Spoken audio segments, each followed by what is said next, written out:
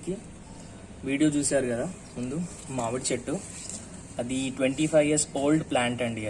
అది complete bonsai plant. దగ్గర పెరిగే మామిడి చెట్లని మనం బోన్సాయ్ కింద ఏ విధంగా తయారు చేయాలో ఈ వీడియో కంప్లీట్గా చెప్తాను.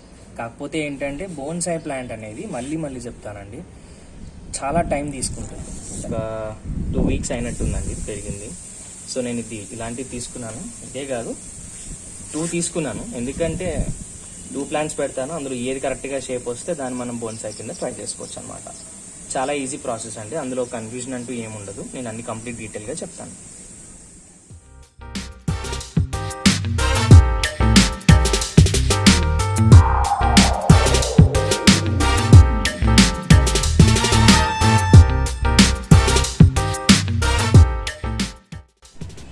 ఇక్కడ నేను 2 pots తీసుకున్నానండి, ఎందుకంటే నేను 2 plants సెలెక్ట్ చేసుకున్నాను కాబట్టి. సో ఈ 2 potsలో మన బోన్సాయ్ మిక్సర్ వేసి తర్వాత నేను ప్లాంటేషన్ చేస్తాను, చూపిస్తాను.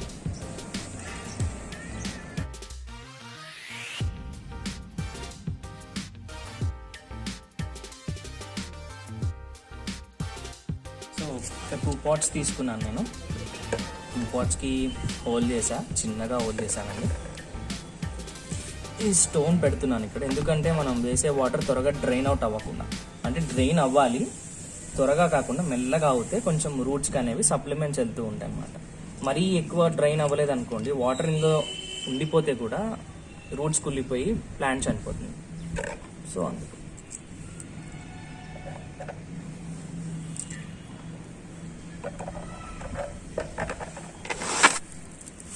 సో మీరు ఆల్రెడీ మా ప్రీవియస్ వీడియోస్ చూసే ఉంటారు బోన్సాయ్ సాయిల్ మిక్స్చర్ ఎలా చేయాలనేది. మళ్ళీ చెప్తున్నానండి, 60% ఇందులో నేను సాయిల్ కలిపాను, 60% నేను ఇసుకను కలిపాను, 40% ఏమో ఎర్రమట్టిని కలిపాను. చాలామంది కూడా అడుగుతారు టెంకపొడి వేసుకోవచ్చా వేయకూడదా అని. టెంకపొడి వేసుకోవచ్చు, అది ఏంటి అని అంటే తేమ ఉండడానికి మాత్రమే అండి. ఎక్కువ వాటర్ పోసినా కూడా దీనిలోంచి బయటకు పడిపోతుంది అన్నమాట. అందుకే నేను టెంకపొడిని ఏమంత వాడలేదు, సాయిల్ ఇంకా ఎర్రమట్టి. సో ఇట్లా లూజ్గా ఉండాలన్నమాట బాగా. బోన్సాయ్ ప్లాంట్స్కి ఏమీ కాదు, చాలా ప్లాంట్స్ కూడా ఇలా పెడితే చాలా బాగా పెరుగుతాయి. సో ఇప్పుడు మనం ప్లాంటేషన్ చేసుకున్నాం.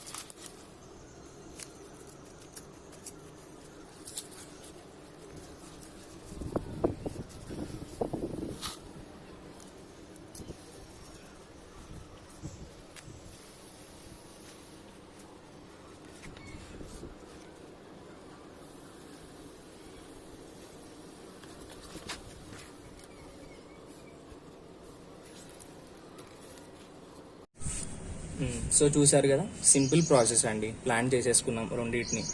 ఈ రెండింటిని కూడా మనం కొన్ని మంత్స్ అవ్వచ్చు పెంచుకోవాలి. పెంచుకున్న తర్వాత ఈ స్టెమ్ అనేది లార్జ్గా అవుతుంది, పెద్దగా అవుతుంది అనమాట. పెద్దగా అయినప్పుడు పైన కంపడికి ఒక చిన్న టైప్ ఆఫ్ షేప్ వస్తుంది. దాని తర్వాత నెక్స్ట్ ప్రాసెస్ ఏంటనేది మనం ఇంకో వీడియోలో చూద్దాం. సో మనం ఇవి డైరెక్ట్గా కింద నుంచి తీసాం కాబట్టి మనం ఇప్పుడు పాట్లో పెట్టుకుంటున్నాం కదండి. ఇవి డైరెక్ట్గా సన్లైట్లో పెట్టకండి, కొన్ని రోజులు ఒక 1 వీక్ కానీ ఒక 10 days వరకు కొంచెం షేడీలో ఉన్న ప్లేస్లో పెట్టండి. దాని తర్వాత డైరెక్ట్ సన్లైట్లో పెట్టచ్చు. ఏంటంటే డైరెక్ట్ సన్లైట్లో పెట్టడం వల్ల ఏంటంటే త్వరగా మాడిపోతుంది అనమాట. సో అది కొంచెం జాగ్రత్తగా చూసుకోండి. ఓకే.